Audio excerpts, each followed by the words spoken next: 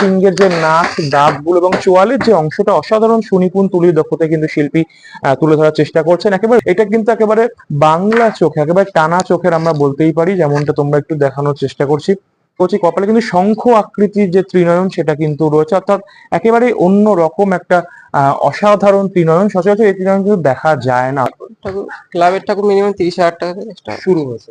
আচ্ছা, তার উপরে মানে সাজের উপর ডিপেন্ড করে? সাজের উপর ডিপেন্ড করবে, যে যত বাজেট দেবে তত ভালো সাজ হবে।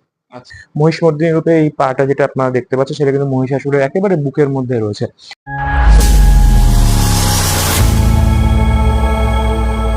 পুজোর বাকি আর মাত্র 1.5 মাস। ইতিমধ্যে কিন্তু একাধিক কুমোরপাড়াগুলোতে জোর কদমে প্রস্তুতি শুরু হয়েই গিয়েছে। আমরা এর আগে ভিডিওতে আপনাদের সামনে তুলে ধরেছিলাম লেনিনগড় পালপাড়ার ছবি, আর এই মুহূর্তে আমরা সরাসরি চলে এসেছি আজকে আপনাদেরকে আরো একটি মৃৎ শিল্পালয়ের ছবি তুলে ধরার জন্য। আমরা এই মুহূর্তে রয়েছি নাটাগড় কৃষ্ণপুর বাইলেন পুষ্প মৃৎ শিল্পালয়, যেখানে কিন্তু অপরূপ মাতৃপ্রতিমা ইতিমধ্যেই ধীরে ধীরে গড়ে উঠছে শিল্পী সুনিপুণ তুলির দক্ষতায়। তো হ্যালো ফ্রেন্ডস, নমস্কার, আমি শুভঙ্কর এবং আপনারা দেখছেন ফাঙ্কি শুভ। আর এই মুহূর্তে কিন্তু কিভাবে এই মৃৎ শিল্পালয়ে কাজ হচ্ছে সেটাই কিন্তু আপনাদের সামনে প্রথমে তুলে ধরবো। তো চলুন দেখে নিন আজকে বিস্তারিত আমার এই ভিডিওতে। এই মুহূর্তে আপনাদেরকে যে ছবি আমরা দেখাচ্ছি, দেখতেই পাচ্ছেন যে অপরূপ দেবী প্রতিমা সেটা কিন্তু ধীরে ধীরে গড়ে উঠছে শিল্পী সুনিপুণ তুলির দক্ষতায়। আমরা যেরকমটা আমরা এর আগে বিভিন্ন জায়গা থেকে আপনাদের সামনে তুলে ধরার চেষ্টা করি, প্রতি মুহূর্তে পুজো আসলে কিন্তু বাঙালির মধ্যে যে উন্মাদনা উদ্দীপনা আমরা বলতেই পারি সেটা কিন্তু শুরু হয়ে যায়। আর এই মুহূর্তে যেটা দেখতে পাচ্ছেন, এখানে কিন্তু একদিকে যেমন দুর্গা প্রতিমা রয়েছে, অন্যদিকে কালী প্রতিমা, যেগুলো আগে বানানোই ছিল, যেমনটা আপনারা দেখতে পাচ্ছেন অসাধারণ কিন্তু রয়েছে। এই যে স্টুডিওটা যেটা আপনাদেরকে আমরা ঘুরিয়ে দেখানোর চেষ্টা করছি, দেখে বুঝতেই পারছেন যে প্রচুর ঠাকুর কিন্তু এই স্টুডিওতে তৈরি করা হচ্ছে প্রতি বছরে। না, আমি একটা জিনিস দেখাবো আপনাদেরকে। এই মুহূর্তে আর একটা প্রতিমা যেটা আপনারা দেখতে পাচ্ছেন সেটা কিন্তু তৈরি করা হচ্ছে, একেবারে সনাতনী দেবী প্রতিমা। মা দুর্গা, অর্থাৎ আপনারা জানেন যে দশভুজা দেবী মহামায়া, তিনি কিন্তু প্রতি বছরই তার পুত্র কন্যাদের সাথে নিয়ে কিন্তু আসেন তার বাপের বাড়িতে, এবং স্বাভাবিকভাবে পিত্রালয়ে 5 দিন থাকার পর আবারও দশমীতে তিনি চলে যান কৈলাসের উদ্দেশ্যে।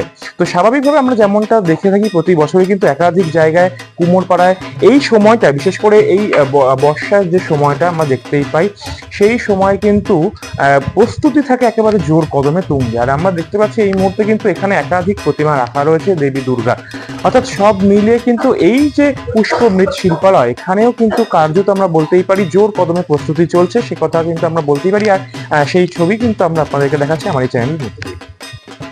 তো বন্ধুরা, এই মুহূর্তে আমি যে ঠাকুরটা তোমাদেরকে দেখাচ্ছি, দেখতে পাচ্ছ অসাধারণ সেই মাতৃ প্রতিমা কিন্তু ধীরে ধীরে সনাতনী সাবেকি যে মাতৃ প্রতিমা সেটা গড়ে উঠছে। মূলত আমরা বিশেষ করে দেখাচ্ছি সিংহের মুখটা, তোমরা একটু দেখো। দেখতে পাচ্ছ সিংহের যে নাক, দাঁতগুলো এবং চোয়ালের যে অংশটা অসাধারণ সুনিপুণ তুলির দক্ষতায় কিন্তু শিল্পী তুলে ধরার চেষ্টা করছেন। একেবারে রিয়েলিস্টিক যে সিংহ সেটাই কিন্তু আমাদের আপাতত দৃষ্টিতে দেখে মনে হচ্ছে। এবং ভিতরের জিভটা তোমরা দেখতে পাচ্ছ কত বড় একটা জিভ আমরা বলতেই পারি। অর্থাৎ ঠাকুরের হাইটটা তোমরা একটু দেখো, প্রায় আনুমানিক যেটুকুনি আমার দেখে মনে হচ্ছে 10 ফুটের কাছাকাছি কিন্তু রয়েছে।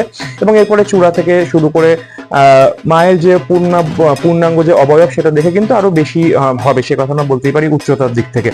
এছাড়া আমি একটা প্রতিমা তোমাদেরকে দেখাবো। এখানে কালী প্রতিমা যেমন রয়েছে, পুঙ্খানুপুঙ্খ সূক্ষ্ম কাজ কিন্তু করা হয়েছে।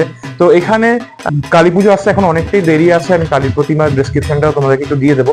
তবে আপাতভাবে আমি একটু দুর্গা প্রতিমা সেটা ডেসক্রিপশন দিচ্ছি। এই যে প্রতিমাটা তোমরা দেখতে পাচ্ছ, এটা কিন্তু একেবারে বাংলা চোখ, একেবারে টানা চোখের আমরা বলতেই পারি, যেমনটা তোমরা একটু দেখানোর চেষ্টা করছি।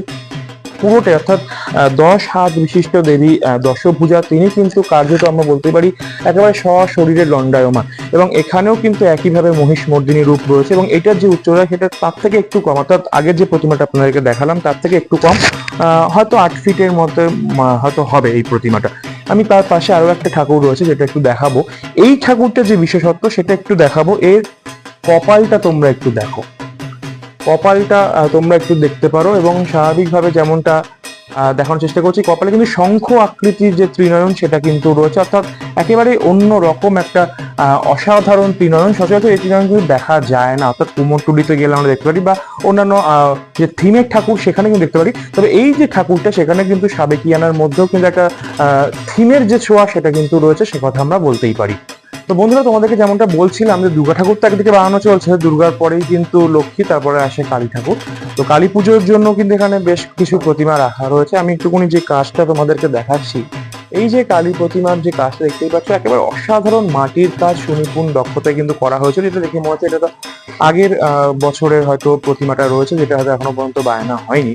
কিন্তু এই যে কাঁচটা তোমরা একটু দেখো, জাস্ট দেখো এখানে মাটির যে পুরো অবয়ব, যেটা গয়না থেকে শুরু করে তার অলংকার থেকে শুরু করে, দেবীর অলংকার থেকে শুরু করে, এবং সর্বোপরি আমি যেটা তোমাদেরকে এই মুহূর্তে দেখাচ্ছি, এখানে শিবের যে অংশটা তোমরা দেখতে পাচ্ছ, শিব যেভাবে মায়ের পদতলে রয়েছে, সাপ রয়েছে, এদিকে কিন্তু শিয়াল রয়েছে, এবং চালচিত্রটাও কিন্তু বেশ সুন্দর করে কিন্তু করা হয়েছে, যেমনটা বলতে পারি করে সূক্ষ্মাতি সূক্ষ্ম কাজ কিন্তু এখানে ফুটিয়ে তুলেছেন শিল্পী।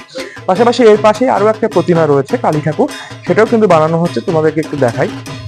দেখতে পাচ্ছ এটার যে চালচিত্র, এটাও কিন্তু বেশ সুন্দর, এবং এটা কিন্তু পুরোটাই সাবেকিয়ানার কাজ। এবং এখানে যে ভোলানাথকে আমরা দেখতে পাচ্ছি পদতলে রয়েছেন শুয়ে, একবার অসাধারণ এবং অনেকটাই বড়। তোমরা দেখতে পাচ্ছ ঠাকুর আন্দাজে কিন্তু ভোলানাথ কিন্তু অনেকটাই বড়, এবং স্বাভাবিকভাবে আমি একটুখানি তোমাদেরকে আরো সামনে থেকে দেখাবো। মায়ের যে মুখটা তোমরা দেখতে পারো, মুখের মধ্যে কিন্তু একটা যথেষ্ট সাবেকিয়ানা ছোঁয়া যেমন রয়েছে, এবং চোখগুলো কিন্তু ভীষণই সুন্দর। মানে যখন পুরো রূপটা তৈরি হয়ে যাবে তখন কিন্তু খুবই সুন্দর লাগবে, সে কথা বলতে পারি। পাশাপাশি পিছনের চালচিত্রের যে কলকাগুলো এখানে রয়েছে না, এগুলো তোমরা দেখতে পাচ্ছ যে এখানে কিন্তু কলকাগুলো খুব সুন্দর করে করা হয়েছে, এবং মাটির যে কাজ সেটা কিন্তু শিল্পী অসীম পাল খুব সুন্দরভাবেই করে তোলেন, সে কথা কিন্তু আমরা বলতেই পারি। তার ব্যতিক্রম নয় তার এই কাজের মধ্য দিয়ে আমরা সেটাই কিন্তু এবারও তুলে ধরার চেষ্টা করছি তোমাদের সামনে। বন্ধুরা, এই মুহূর্তে যে প্রতিমাটা তোমাদেরকে দেখাচ্ছি, এটাও কিন্তু একেবারে সাবেকি প্রতিমা এখানে রয়েছে, এবং এটা যেটা বিশেষত্ব রয়েছে, একেবারে যে কৃষ্ণের মতন আকৃতিতে কিন্তু এই দেবীকে দাঁড় করা হচ্ছে। কৃষ্ণ যেমন পায়ের উপর পা তুলে বাঁশি বাজায়, এখানেও কিন্তু দেবী আমরা দেখতে পাচ্ছি সিংহের উপর আরুঢ়া, এবং স্বাভাবিকভাবে মহিষমর্দিনী রূপে এই পাটা যেটা আপনারা দেখতে পাচ্ছেন সেটা কিন্তু মহিষাসুরের একেবারে বুকের মধ্যে রয়েছে। অন্যদিকে আমরা যে ছবিটা তোমাদেরকে দেখানোর চেষ্টা করছি, এখানেও কিন্তু 10 হাত বিশিষ্ট দেবী, এবং যেটা বুঝতেই পারছি যে এখানে যে পুরোটাই যে কটা ঠাকুর এই মুহূর্তে দেখাচ্ছে, এখানে কিন্তু সবগুলোই কম বেশি সাবেকিয়ানা ছোঁয়া কিন্তু রয়েছে। অর্থাৎ মূলত আমরা যেটা দেখতে পাচ্ছি প্রায় 9টা 8টা 9টা 10টার কাছাকাছি কিন্তু ঠাকুর এই মুহূর্তে দুর্গাপুজোর প্রতিমার যে ঠাকুর সেগুলো কিন্তু আমরা দেখতে পাচ্ছি রয়েছে। আমরা শিল্পীর সাথেও কথা বলে নেওয়ার চেষ্টা করি, এবং তার এবছরের বরাত কতটা হয়েছে এই কারখানায় সেটাও কিন্তু তোমাদের সামনে তুলে ধরার চেষ্টা করবো। তো বন্ধুরা, আমরা কিন্তু পুষ্প মৃৎ শিল্পালয়ে যে শিল্পকর্ম অর্থাৎ দেবী দুর্গার যে প্রতিমা সেগুলো কিন্তু তোমাদের সামনে তুলে ধরলাম আজকের এই ভিডিওতে। এই মুহূর্তে যেমনটা দেখতে পাচ্ছেন যে কাজ কিন্তু একদিকে চলছে যুদ্ধকালীন তৎপরতায়, এবং আমার সাথে এখানকার যিনি শিল্পী রয়েছেন, শিল্পী অসীম পাল, তিনি কিন্তু কাজে একেবারে যুদ্ধকালীন তৎপরতায় কাজ সেরে ফেলছেন। আমরা একটু কথা বলবো, একটু আপনার সাথে কথা বলবো যে আপনারা যে শিল্প মানে পুষ্প মৃৎ শিল্পালয়ের আগে আমরা এসেছি, আপনাদের কাজ করে দেখেছি, এবছরের বায়নাটা কিরকম হচ্ছে সেটা যদি একটু মোটামুটি ভালোই আছে এবছর। মানে কতগুলো ঠাকুর এখনো পর্যন্ত অর্ডার করলো?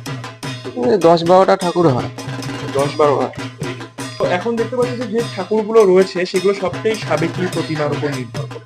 তো সেই জায়গা থেকে দাঁড়িয়ে আমরা দেখেছি এর আগে করোনার একটা সময় গেছিল যখন প্রায় একেবারে বন্ধই ছিল অর্ডার। তো এই বছরের অর্ডার আগের বছরের থেকে আপনি বলছেন ভালো হয়েছে, মানে এখানে কি শুধু থিমের ঠাকুর তৈরি হচ্ছে নাকি সাবেকিয়ানা? সাবেকিয়ানা থিমের দুটোই তৈরি হয়। থিমের ঠাকুর হবে কদিন পর থেকে। কদিন পর থেকে থিমের ঠাকুর কটা অর্ডার? দুটোর মতন আছে অর্ডার। দুটো অর্ডার। আচ্ছা, মোটামুটি মানে ন্যূনতম বাজেট কিরকম কি রয়েছে? মানে ধরুন 8 ফুটের ঠাকুর কি 10 ফুটের ঠাকুর? 8 ফুটের ঠাকুর, ক্লাবের ঠাকুর মিনিমাম 30,000 টাকা থেকে শুরু হয়েছে। আচ্ছা, তার উপরে মানে সাজের উপর ডিপেন্ড করে? সাজের উপর যে যত বাজেট দেবে তত ভালো। মানে মোটামুটি সব রকমেরই আপনার এখানে রাখা হয়। আচ্ছা, তো কেমন লাগে? মানে ঠাকুর তো একটা নেশা থেকে মানুষ আসে, তো আপনি কত বছর ধরে যুক্ত রয়েছেন? আমি বলতে গেলে ছোটবেলা থেকেই যুক্ত, কিন্তু এই লাইনে ঢুকেছি আমাদের তো 8 বছর হয়ে গেছে। আপনি কি প্রথম থেকে নিজে থেকে বানাতেন নাকি অন্য কোথাও? জ্যাঠা বানাতো, ওখান থেকে বংশ পরম্পরা এখন আমাদের চলছে। আপনার নামটা? আমার নাম অসীম পাল। সেটা তো শুধু দুর্গা ঠাকুর তা তো নয়, আমরা দেখছি কালী ঠাকুরও রয়েছে, বা এরপরে লক্ষ্মী ঠাকুরও বানানো যাবে। লক্ষ্মী ঠাকুর আমরা বানাই। আচ্ছা, লক্ষ্মী ঠাকুর বানানো হয় না? কি কি মোটামুটি বানানো হয়? সব ঠাকুরই বানানো হয়। লক্ষ্মী ঠাকুরটা মানে যদি অর্ডার হয় তাহলে কি? অর্ডার হলে আচ্ছা, এমনি রেডিমেড কিছু করা হয় না। এমনি রেডিমেড কিছু করা হয়। আর বাড়ির ঠাকুর বানানো হয় দুর্গা? বাড়ির ঠাকুরও হয়। বাড়ির ঠাকুরও হবে।